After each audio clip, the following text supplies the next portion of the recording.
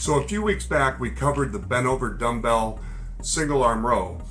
What we're going to talk about today is the single arm row using the low cable. Now the difference is, before we did an alternate arm with the dumbbell, so you're working one side, work the other side. Now with the cable, what we're going to be doing is we're going to be focusing on one side only. So you'll be pulling and pulling on that side, then you'll switch and you change the other side. Now what's going to be very important on this one is we want to make sure that the core is engaged. So again, you want to have the knees slightly bent, chest out, head up. That'll keep your back straight. Any bending forward, any leaning forward that we do at the hips. So we have that pivoting movement similar to the RDL. That's what we're looking for there, but you got to maintain that nice tension in the back. Now as you do the row, you want to get a good full stretch, pull, rotate the hand as you pull, palm down, palm to the side. When you're pulling back, think about pulling that elbow back and trying to squeeze those lats and rhomboids, all those muscles in the back side of the back, so you actually feel your shoulder blade rotate toward the midline of the body. Once you do one side again, we switch and go with the other side.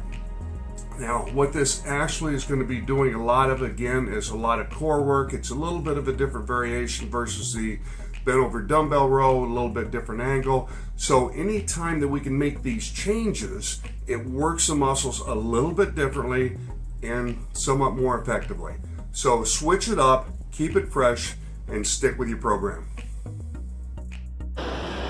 Doing a low cable one arm row in the standing position is specifically designed to really torque the core. Now what's going to be important, so listen to me carefully. Number one, the offhand is going to be on the hip. That way I don't create any kind of a counterbalance situation. The hand with the weight is going to stretch, it's going to pull me toward the machine, and I'll pull it back, elbow in tight, and really, really squeeze that elbow back. Get almost a rotational force on the back as well as I do the movement. To make this a little more difficult as well, I will have my feet together, my knees together.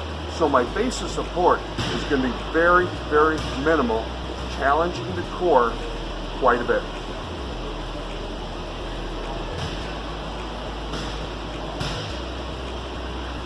Okay, so feet together, knees together, hands on the hip. Back is straight. Pull from the elbow.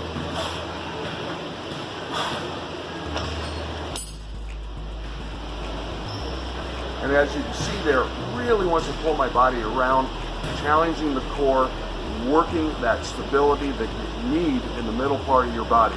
So back flat, full stretch, pull, offhand on the hip, and we're going to keep those feet and knees together. You might have to go a little lighter in weight to do this, but believe me, it will be worth it in the long run to start lighter and work your way up and make your core stronger.